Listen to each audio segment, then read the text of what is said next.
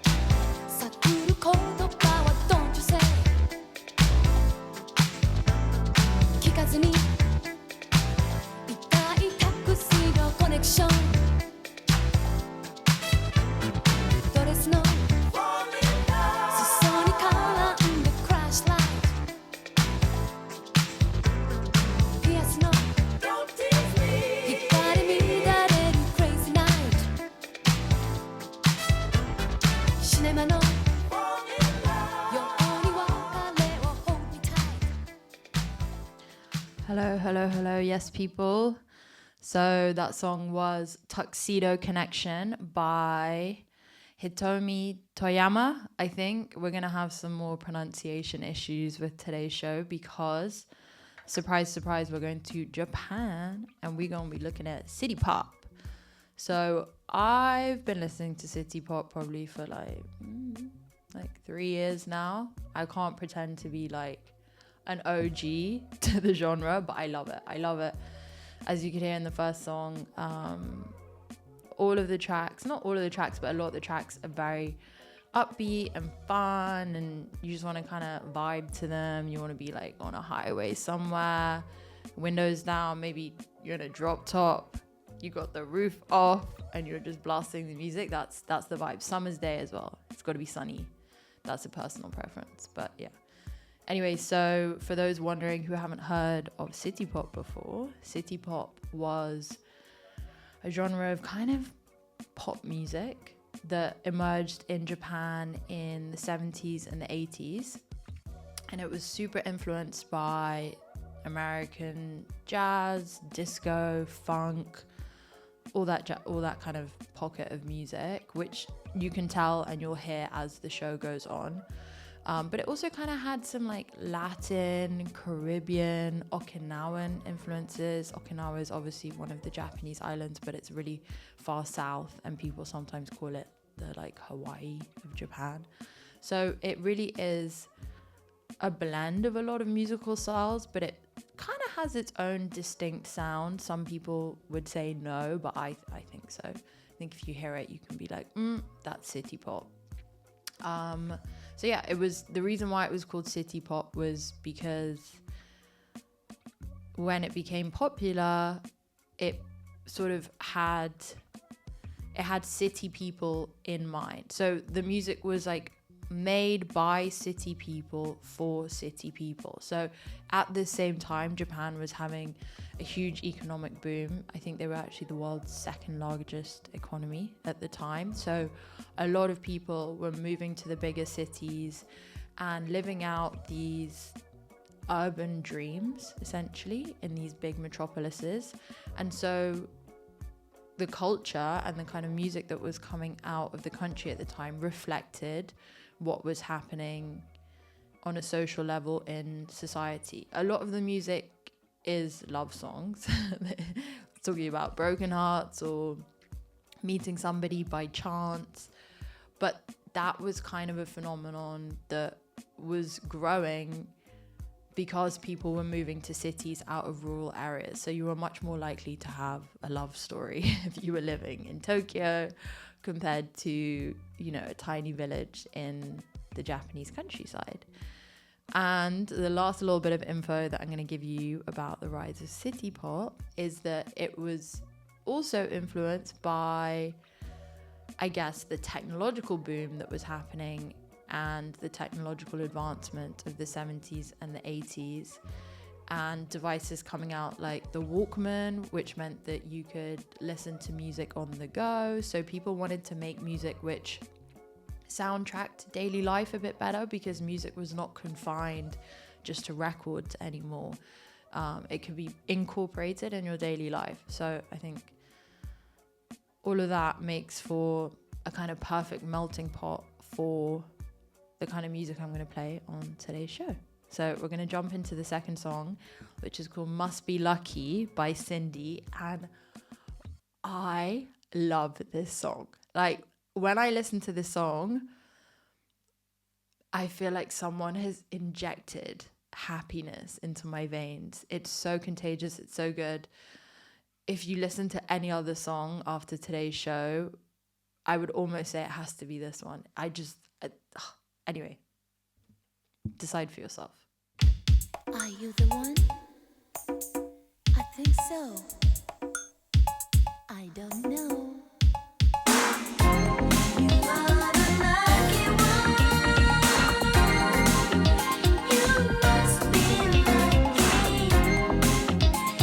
You keep going on. I must be a lucky one. 太陽を抱きしめている Is it real? 気まぐれ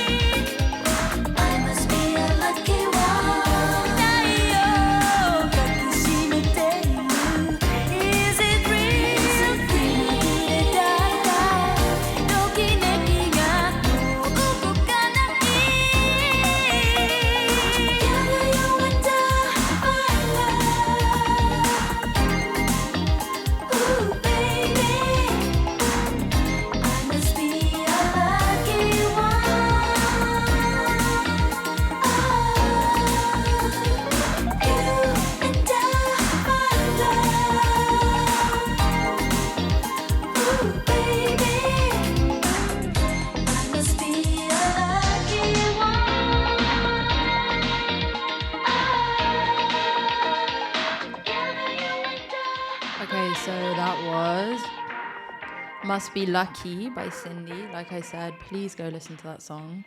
It's just way too good. You can find it easily on Spotify, Apple Music, all that jazz.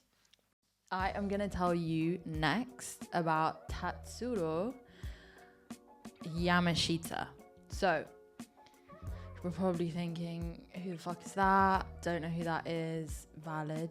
But he is essentially the king of city pop, which is a pretty important title, to be honest. So he came out in a band initially in the 70s and then went on and did solo projects. And since then, but at the time he was super popular, but since then he is really recognized as being one of the main pioneers of the genre and crafting this really distinct sound which you could identify as city pop. But what's super interesting about him is that it's really difficult to find his music on streaming. So you can't find him on Spotify, you can't find him on Apple Music. There are a few of his songs on YouTube. Sorry, that's the orange that I've just been yamming.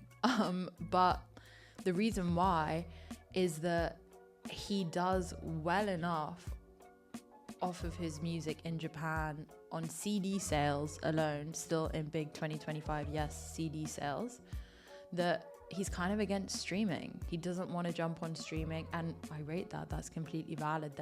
There's really no need for it because the market for his music is still booming in Japan. You can go into many stores there and find CDs of his, and I guess he's a real true artist in that way where he wants to keep, you know, physical copies of his creations, which you have to respect, although it's a little annoying, obviously, if you want to listen to his music and engage with it. And his music is so good. It's so good. It's so worth checking out. It's so worth going down like that little internet alleyway, searching on YouTube, whatnot.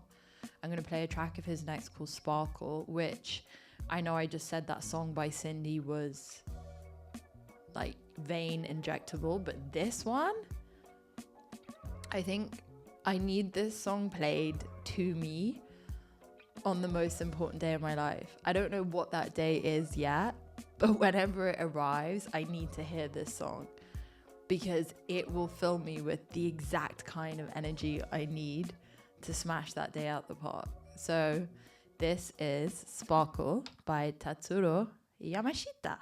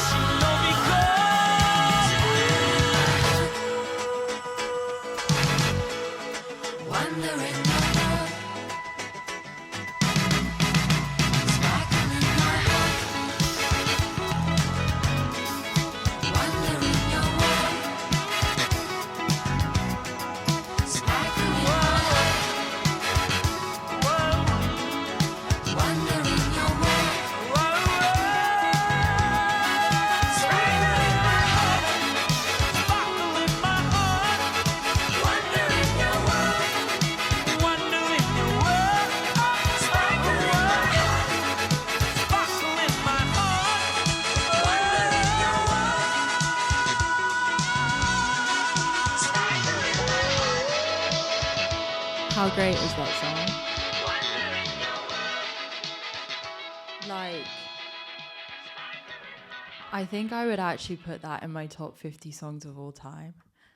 Obviously personal preference, but it just makes me so happy.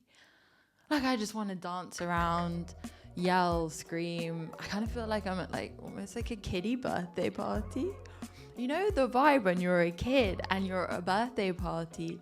Well, this is how it used to be back in the 90s, showing my age. But everyone used to kind of like jump up and down. Like, obviously I feel like kids these days can dance quite well. I've already had like a whole TikTok rant in my last episode, so I'm not going to go there again. But kids these days, they got the moves. Back when I was going to early 2000 birthday parties, everyone was just jumping, you know, maybe like cutting a little, what do you call it? Starman? Shit, what's it called? You know, when you make a star. Anyway, that song kind of relives some of that energy for me. I just want to jump around. I decided not to do it in this space and spare all of you. But when I listen to that at home, by myself, best believe I'm twirling, I'm jumping, my hair, it's going. It's a joyous song. Right, so moving swiftly on. Even though I just spoke about Tatsuro and I said he still has a really big market in Japan, so he doesn't need to be on streaming. Funnily enough, city pop as a genre kind of lost its appeal in Japan.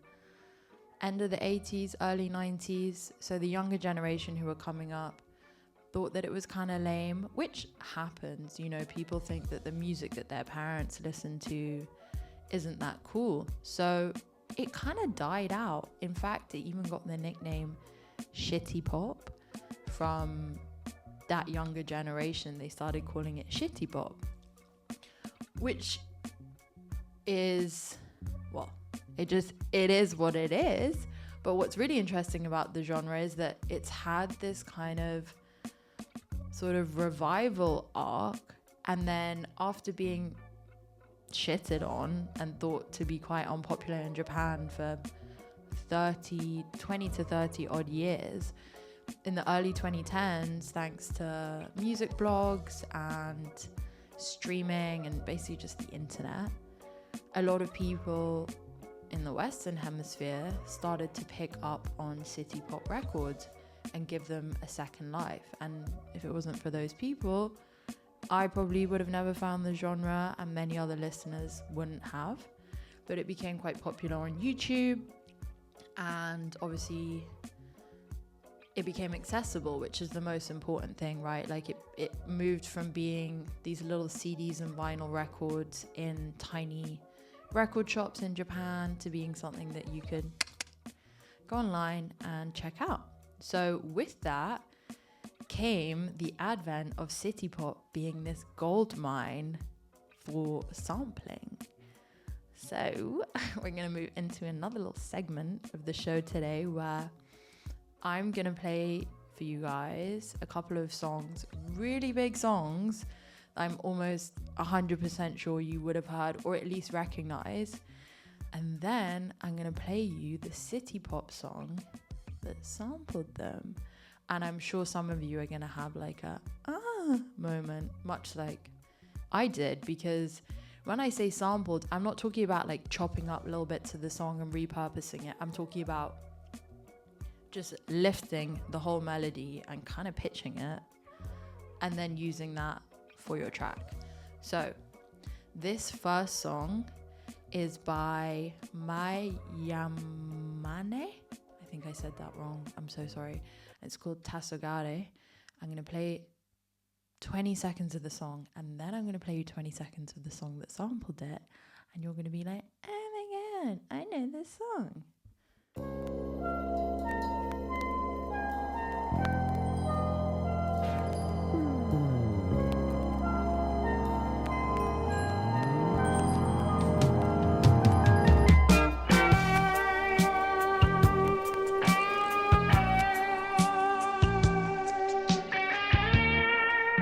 Okay, I just needed you to hear that first little bit, the do.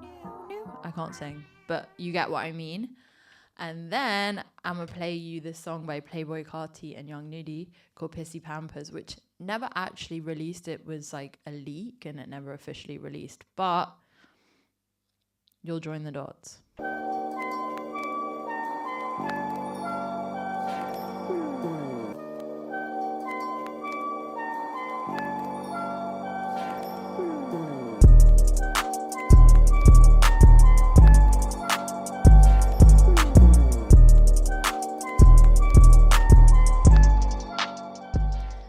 Okay, you get the vibes. You understand where I'm going with this. So the melody was literally taken exactly from that city pop song, but it's a really iconic sort of trap melody. I don't listen to that much trap music, but even I could pick that melody out of a lineup and be like, oh yeah, I know that. I know exactly what kind of music that is. I know where I've heard that before. But little do people know, those boys and their producer, I think it was produced by Pierre Bourne. I don't know if that's how you say his name, but anyway, he didn't make that. He sampled it, which maybe is why the song never came out, because it was a leak and then it never got officially released. I'm joining the dots in real time. Maybe they couldn't get the sample cleared. Okay, we're going to move on to our next sample trivia. So I want you to listen closely. This song is called The Word To by Shigo. I don't know how to say his surname. Sekito? Shigo Sekito. Oh.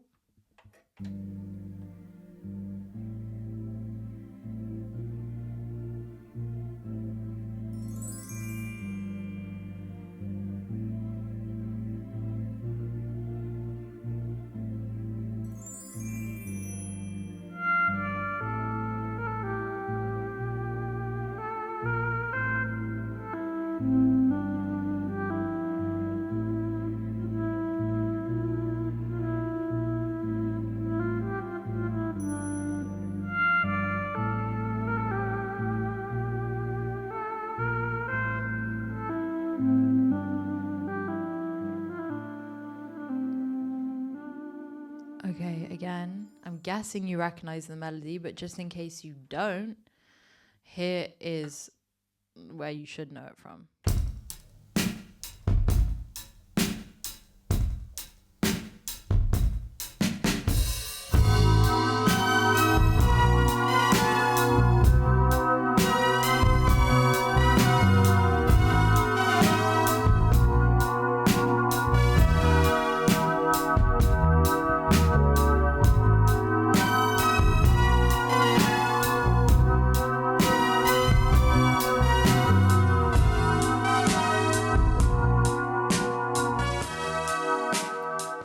Okay, so that was Chamber Reflection by Mac DeMarco. And even if you don't listen to Mac DeMarco, like, you've probably heard that song. You've heard that version of the song. But it's really interesting to hear where it really came from and hear the influences that city pop has obviously had on multiple genres. There's so many artists who have sampled city pop songs, from Blood Orange to Nux to J. Cole, Tyler the Creator. Obviously, we just had Playboi Carti. It's not genre specific, but there are so many of these amazing melodies in city pop. And if you're willing to dig through and find a gem, you've got a perfectly sampleable chunk that maybe has been untouched by anybody else in the sample world. But interestingly, actually, in 2023 and 2024, I think that city pop was the fastest, or one of the fastest growing genres on Splice. So Splice is basically an app/website that you can use to find samples. So clearly people have caught on to what some of the professionals have been doing in the past 10 years or so. But the more you know, eh? And our next track is also a track that was sampled by a big artist. So this was sampled by The Weeknd. And when I was doing my research for this show, I happened to stumble across a mashup of the original song with the Weeknd, whoa, The Weeknd's vocals overlaid onto it. So The Weeknd song that he released was Out of Time, and it sampled this song called Midnight Pretenders by Tomoko Aran. Again, I'm so sorry about my pronunciation, guys, if anybody is Japanese and watching this. Like, I've literally never spoken a word of Japanese in my life, clearly, but I'm trying. Anyway, I'm going to play you the song, which is the mashup, and you'll be able to hear the original tune and The Weeknd's vocals and be like, oh yeah, I get it. Well, hopefully that's the reaction.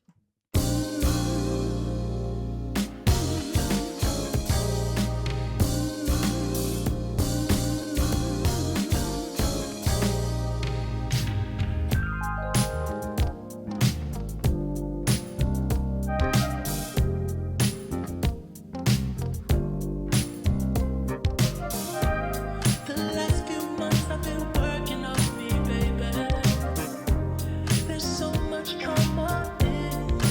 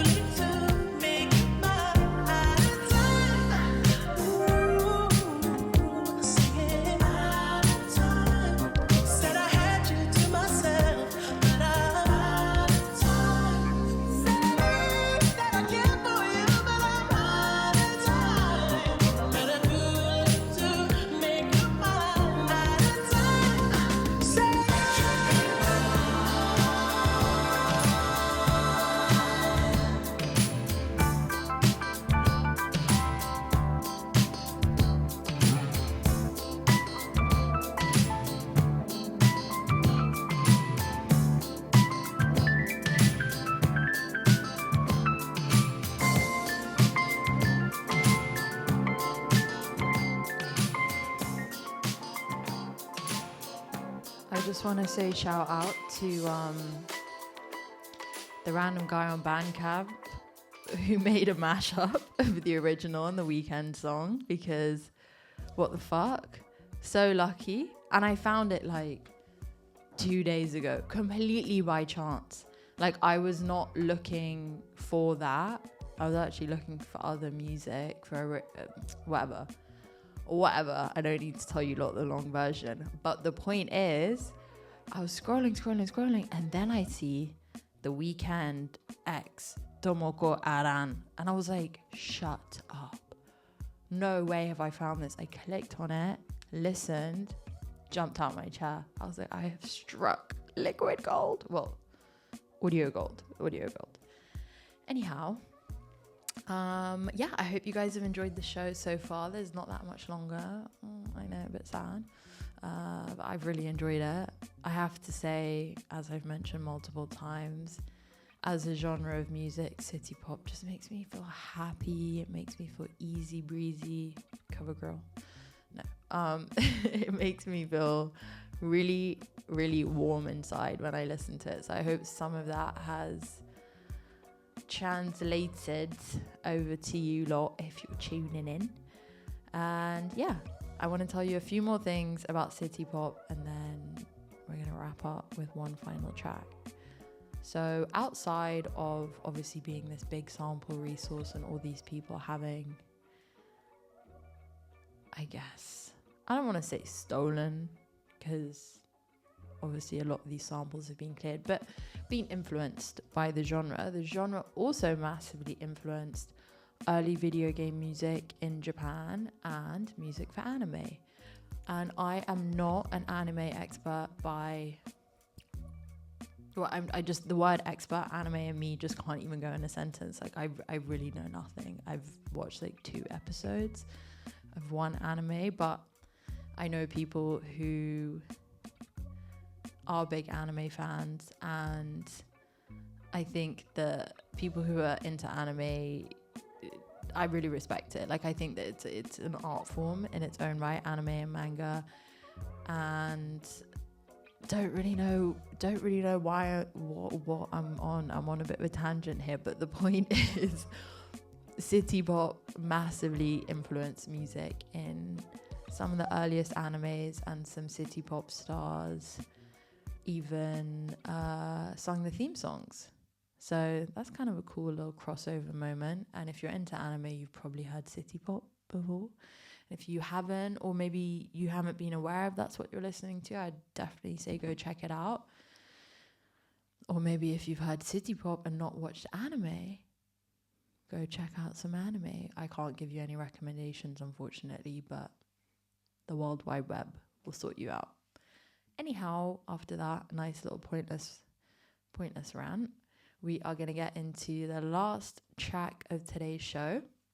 So this is by a guy called Kingo Hamada. I think I said that right. I love the first name Kingo. It's just cool. Like, it would never work in the West, but it's just like King with an O on the end. So Kingo Hamada, and it's called Midnight Cruising. And I feel like it really emulates those vibes. It emulates like a midnight cruise vibe. I started dancing, the music's not even playing. Drop me out.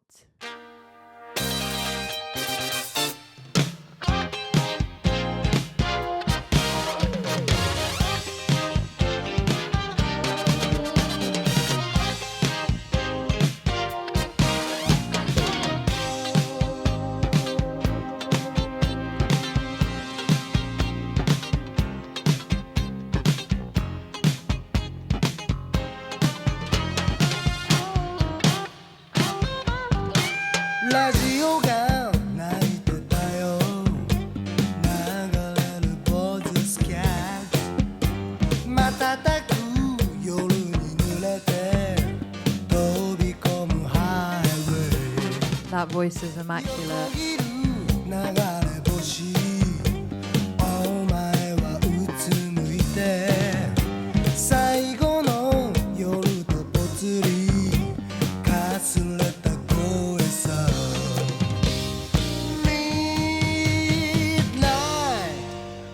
Cruising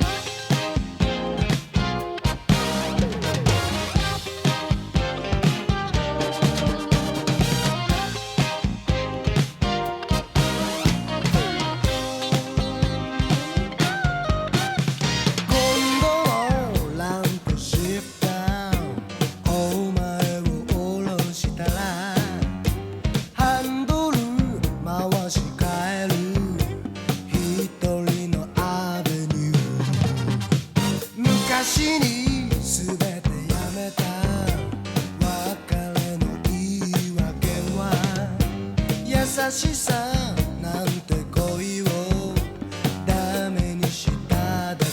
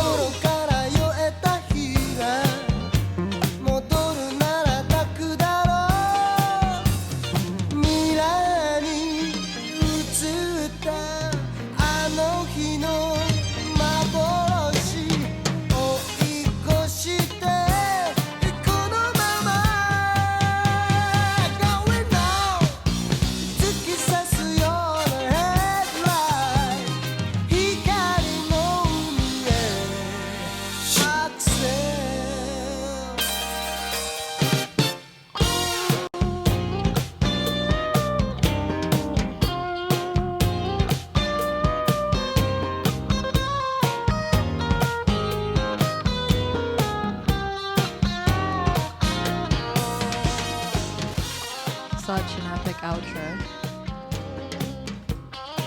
I know I kind of ruined it by yapping. Okay, I'm gonna bring you down now, Kingo. Also, sorry guys, I've been touching my hair so much because I went for a haircut today, and because of it my hair's straight, and like I'm not that used to having my hair straight. I needed to lob a load off of it because the ends were damaged, but I'm not that used to it, so I've been fidgeting with my hair throughout today's episode. Just wanted to give you some context, not that you asked, not that you cared, but sharing is caring. Anyhow, thank you for tuning in if you made it this far.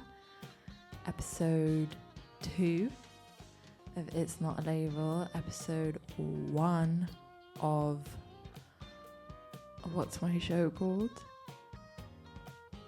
Shit. Homesick. Oh, all that adrenaline, just, the brainwaves, not brainwaving. I'm so sorry. Episode 1 of Homesick, and it will be Homesick going forward. And I will remember what my show is called in episode 3. But yeah, thanks for listening, and I hope I've inspired you to go check out City Pop as a genre if you hadn't already heard it. Or if you had already heard it, maybe you heard some songs that you didn't know, or maybe I just, jogged a few memories and you want to go dust off an old playlist and have a little groove at home. Either way, thank you for tuning in. Much love as always, and I guess that's it for me. Ciao, ciao for now. And I'll smell you lot laters.